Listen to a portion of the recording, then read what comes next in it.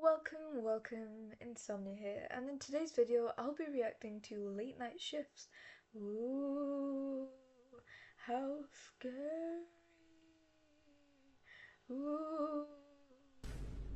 You get it? Cause like, it's almost October and like, Halloween and shit.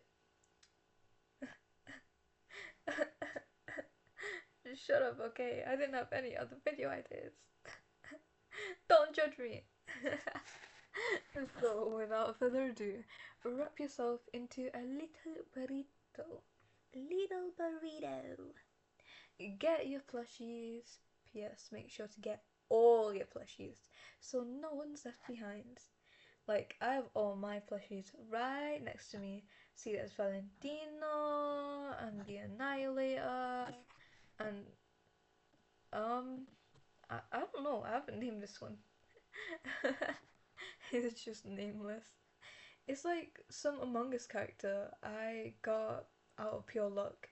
He's like pink with a crown, and the funny thing is, I've had him since I was 6 years old. Why haven't I named him yet?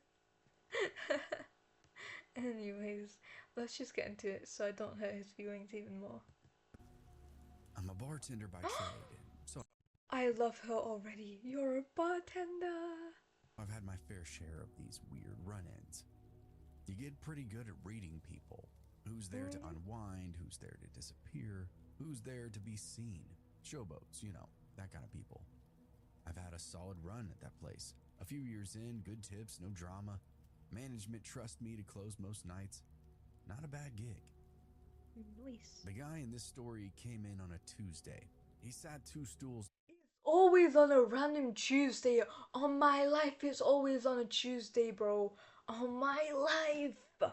down from the service well, ordered a whiskey neat like a true lone wolf. Okay, I don't think we needed that. Like a true lone wolf. You remind me of like those like what is it? Dark romance story. like dark romance stories, and they're like trying to describe like the dude, yeah, CEO, part Russian, part Italian, part Korean, part Japanese. 8'4". It's always the oh my god, it's always the dragon tattoos as well. Dragon tattoos, part demon, part wolf, no, he's a CEO, mafia boss. Like, Jesus Christ. this, this is what it reminds me of. He was around my age, clean and put together, not flashy, not sloppy, very, very normal. And that's the word that stuck with me. He watched me work and wasn't subtle about it. First round turned into 3, and somewhere between them he starts talking. Nothing wild, but it was all personal. Asked if I liked dancing, if I ever got out of the bar after my shifts. Told me I looked like I should be somewhere safer, somewhere brighter. I laughed it off and kept moving. This is what all bartenders do. We've heard it all before. And when he asked if I wanted to grab dinner sometime, I told him politely no, and that was that. He came back the next day. Same seat, same drink. This time he didn't ease into it, picked right up where he left off. I turned him down again, still polite though. He came back again, and again. 5 nights a week easy, sometimes more. He'd show up early, sometimes right before close. Always alone, always that same horny energy. He wasn't pushy exactly, never raised his voice, never got angry when I said no, but he didn't really hear it either. Just nodded, smiled, and circled back around for the next time. Textbook hound dog. Over the next few weeks, he started dropping details. Said he had a daughter, said he was divorced. Talked about I knew it. I knew it. Sorry.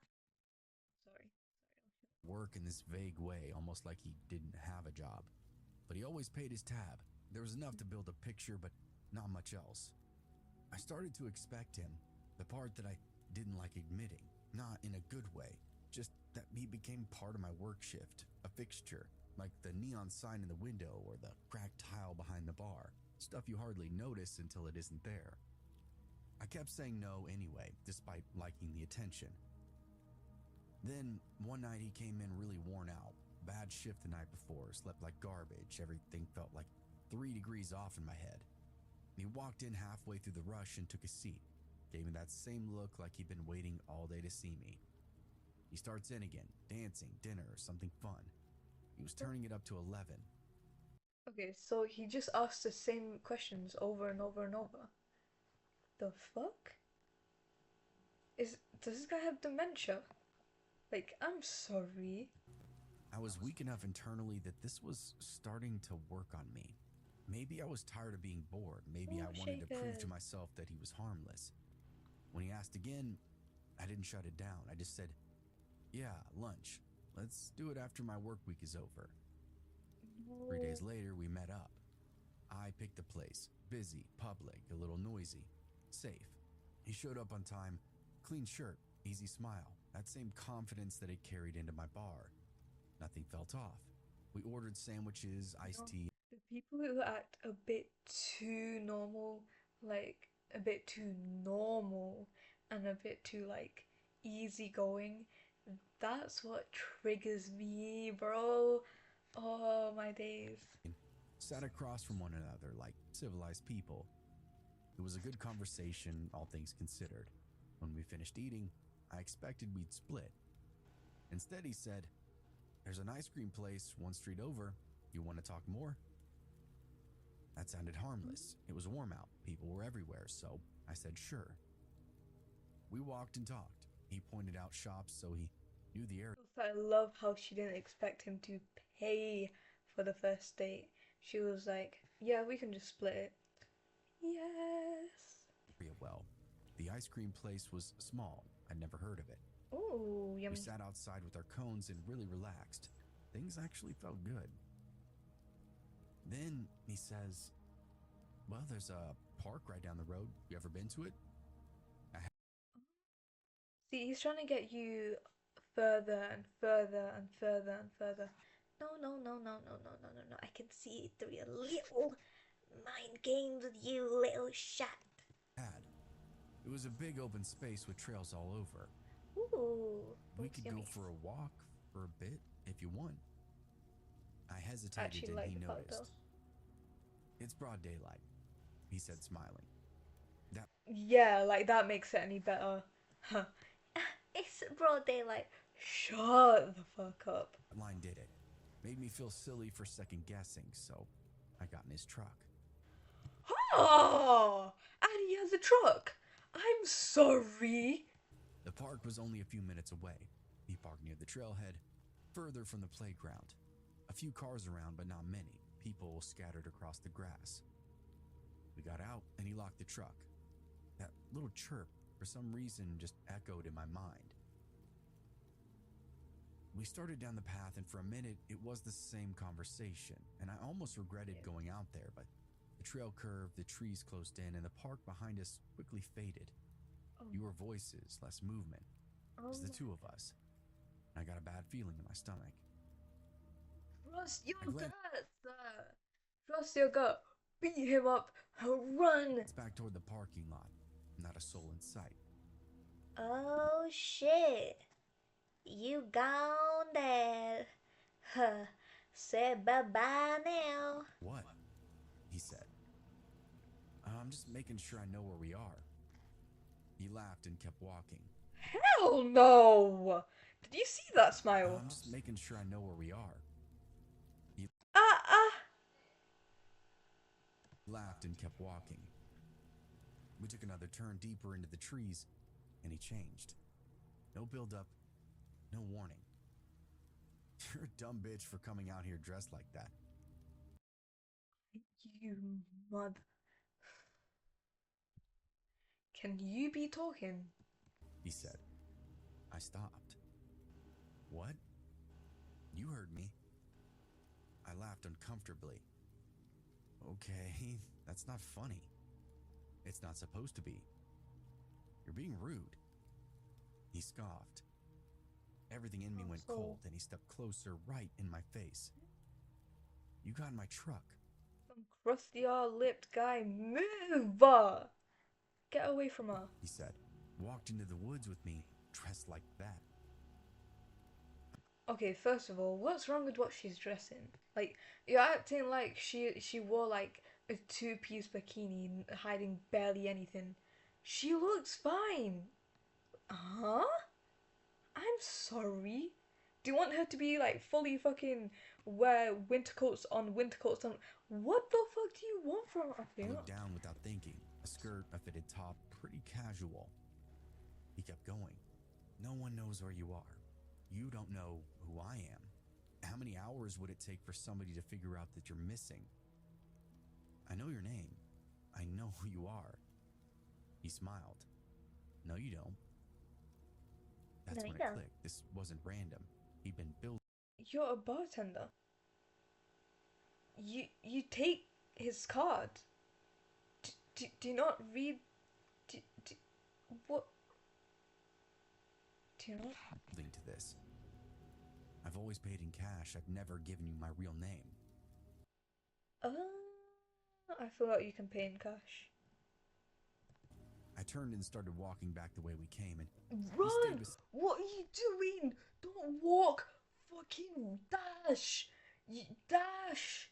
He has like some like skinny jeans. He won't be able to run fast without breaking them, without like showing his flipping unicorn underwear or whatever the fuck. Run! Dash for it! Beside me without any effort. Where are you going? He said. Some That's nowhere to go. psychopath behavior. I didn't That's nowhere answer. to go. My chest was about to explode. My hands were shaking. I kept expecting him to grab me or something. You think you're safe behind that bar? He said. You're just some girl who got in my truck.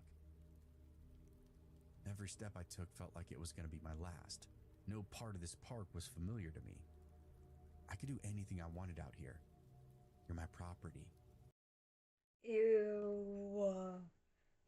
Ew. You're my property. Shut the fuck up. Ugh. You disgust me. You rat. Huh. My legs felt weak. I didn't know what would make him stop talking. Slap him. Then I said the only thing that I could think of. No, don't talk. I hope nobody ever does this to your daughter. He stopped. Oh. I took 2 more steps before I realized he was no longer next to me. I turned, expecting him to snap, but he just stood there, face blank. He let out this weird huff, and it sounded like a laugh or a grunt, maybe. Keep walking, he said. I did. That would annoy me.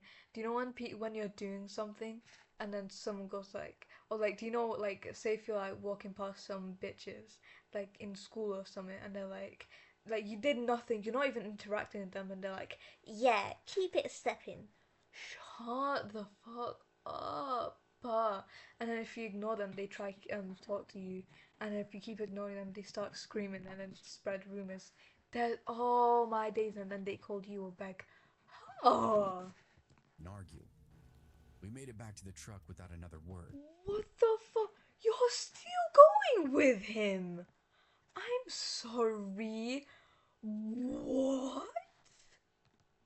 My hands were shaking so bad that I fumbled my door. He watched but didn't help.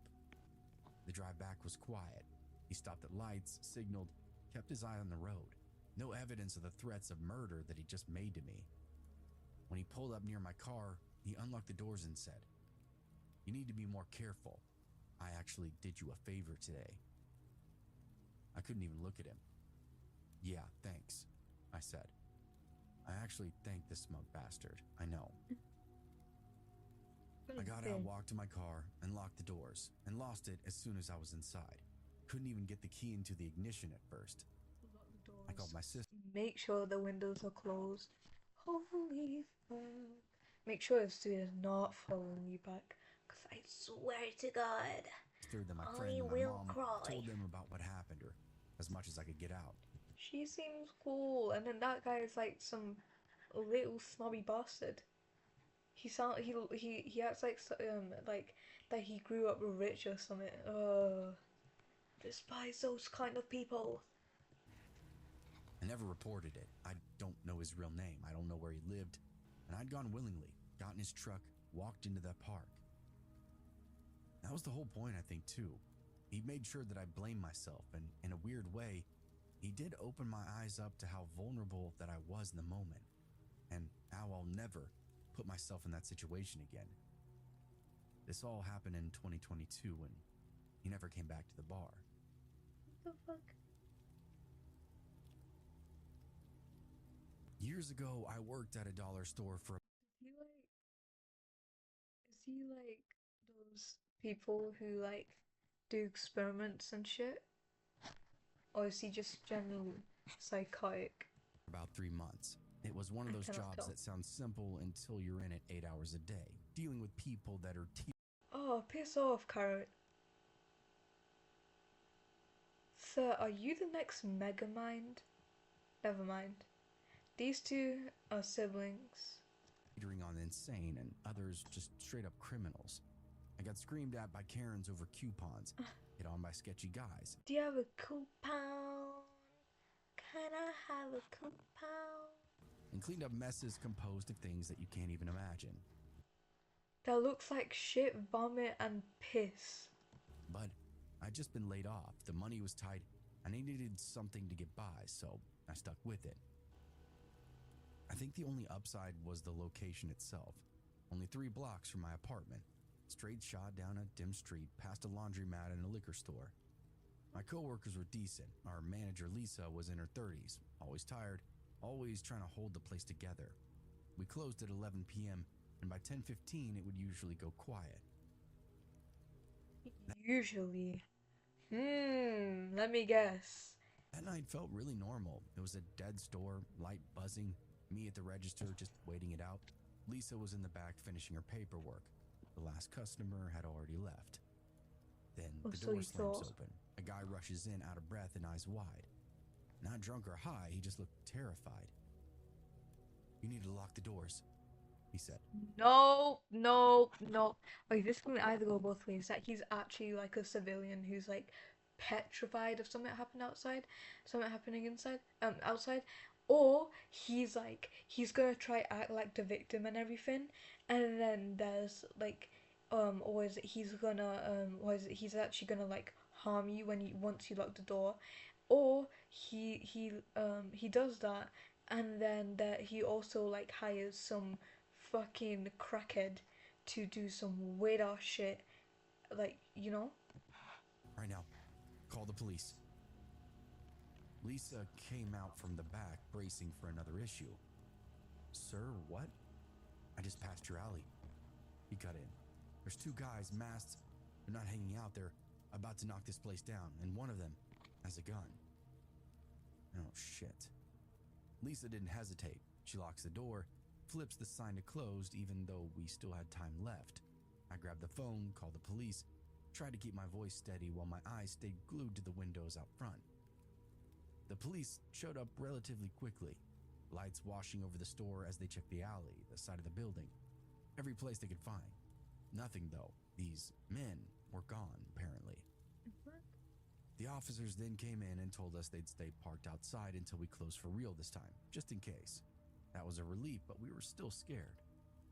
I'm 5'6", about 150 pounds, and I don't scare easily. I've lived in places where you learn to keep moving and mind your business.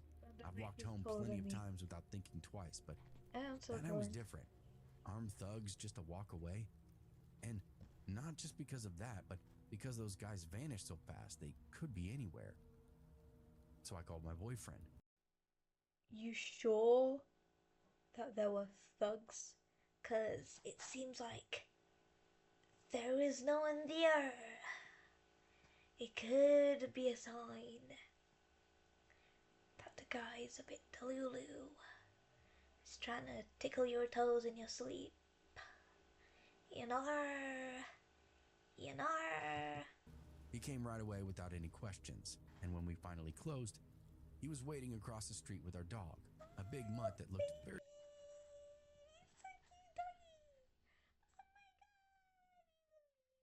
He's so cute, he's so cute, he's so cute. I want a dog or a cat. Oh my day. Or snake. Oh, I love snakes. I want like a lot of animals. Like, I love animals. Like, I wanna look like a fucking zoo or some shit. The jungle. Very intimidating. He walked me home quiet, alert the whole way. Oh. We hung out a bit, I told him all the drama, and he said there were all kinds of robberies going on. Like, that's the bare minimum. If, like, your girlfriend's, like, scared because some shit happened, like, unless you're, like, in, like, a life dangerous situation or, like, you really can't, like, there's, like, a really good reason you can't be there, walking, like, your girlfriend, boyfriend, lover back is the bare minimum. Cause, yeah. Because it shows, like, your love for them and shit. So, mwah. He went home a little while later, which was a short walk through the neighborhood, and texted me when he got back home. Aww. Zero issues. The next morning, I ran into my neighbors downstairs. She looked a little off. You hear what happened? She asked me. I shook my head. There's a bodega around the corner from your store. Cashier got shot, killed, around 11:30. Robbery. Same time, same area. Okay, I forgives you, old mans, but only because it was a coincidence that happened. I just nodded, but it hit me in the gut. Those guys in the alley. There was no way it wasn't them. I'd been 30 seconds away from getting shot over $600. If that man hadn't come in when he did, I didn't finish that thought. When I got to work, everything felt surreal. Lisa told me she filed a report and given the police everything. She looked even more drained and sleepless, more than normal, on the verge of a coma. After that, though, it was silence for a bit. No scares, no thugs in the alley. It was peace for 48 hours. That scares me. Too much peace is. Some bad's gonna happen. Whoa, spaghetti-o. We were still closing up a little earlier, pretty much right after the last customer around 10 p.m. A couple of days later, Lisa got called into the office, and when she came back, I knew something was wrong. They wrote me up, she said. For what? Closing early. Doors stay unlocked until 11. No exceptions. I stared at her. Sorry, did you not hear about the fucking weirdos trying to tickle their toes or some shit? You motherfucker. Even after what happened? She nodded. Even with the police report, they had one complaint about us not being open until our advertised hours. Corporate is pissed. Piss off, bro. Piss off. She was gonna quit on the spot, but she didn't. She rubbed her face and went back to work. I've got bills, she said when I pushed. I can't just walk. And that was that. The next night felt off from the start. Same routine, same slow crawl to closing, but there was tension under everything else. 10:45, still no customers. Lisa stood by the register with the keys in her hand, glancing at the door. You could tell she was thinking about locking it again, but she didn't. We'll close on time. I didn't argue. I should have, but I didn't. When someone says I should have, in like a fucking horror story, or like whatever the fuck, you know, it's about to go down, man. 11. She flipped the sign to close, and for some reason still left the door unlocked. We started counting the register, going through the usual motions, and then the door opened. Oh my day. Two of them. I looked up and felt my stomach drop. Masks. One of them had a gun, and he raised it right up to our faces. Register, he said. She opened it, hands flying, pulling out bills and setting them on the counter. I could move, couldn't think, just watched Lisa handle the business. One of them glanced at me and quickly lost interest. I must not have looked like a problem. That's it? There has to be more. These registers have been fucking shit, he screamed. Bro, just all the take cash we it have. and fucking leave it, bro. Dine and dash, but with money. Lisa said back. Bullshit. You have to have a safe in the back or something. Lisa shook her head. Then the gun went off. The sound filled the store and Lisa dropped immediately. All the money in her hands went flying. Can't lie, this kind of pisses me off. Like, she didn't deserve it, but like, this kind of pisses me off because she made like she purposely, like, when last customers leave, she locked the door. But then that day she didn't lock the door. Why? Why? They were gone just as fast. Door opened, then closed with a few $100s in a sack. Lisa lay there, gasping on the ground. Someone I stood explain there this not shit to understanding me. what I was seeing. I moved around the corner, dropping to my knees, hands shaking as I tried to help her. There was so much blood. You can't do anything. Call the police or the ambulance and I remember screaming, fumbling for my phone, barely even able to talk to the operator. The cops came back and medical was on scene. Oh, the operators are so. Ugh. I don't know, but all those like operating movies, like they seem so like good and like shit. But then with like operators in real life, at least the ones that I've witnessed, oh my days, oh my days, oh my golly J. Right behind them. We did everything we could, but it was over before it even began. Lisa didn't make it, and those guys, to my knowledge, were never apprehended. I was devastated after this incident and struggled to go back to work for a couple of months, and ended up quitting. I couldn't go back to that store. Yeah, your like managers are assholes.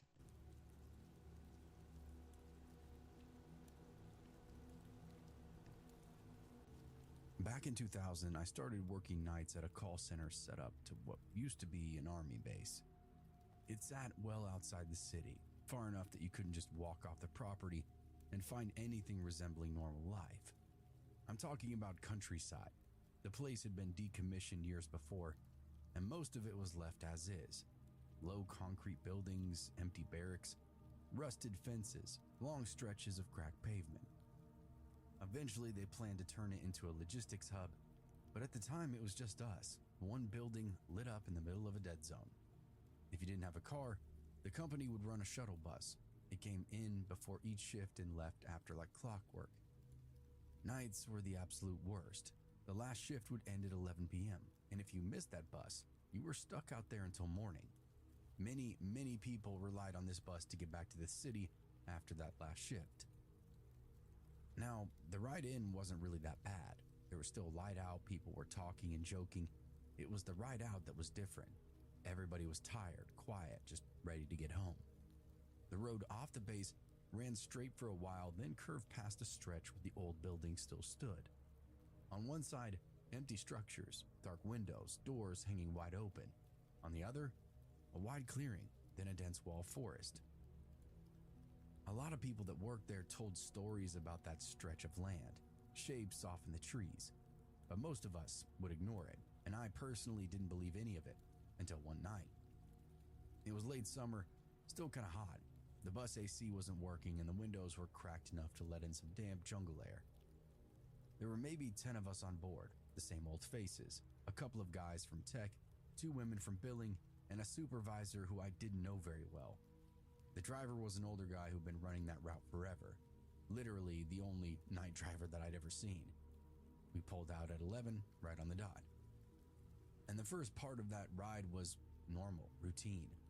Silence, the growl of the engine. A few people had already had their eyes closed. I was sitting on the left side, halfway down the tube, watching the buildings pass on my left side. When we hit that empty stretch, the bus slowed down a little like usual.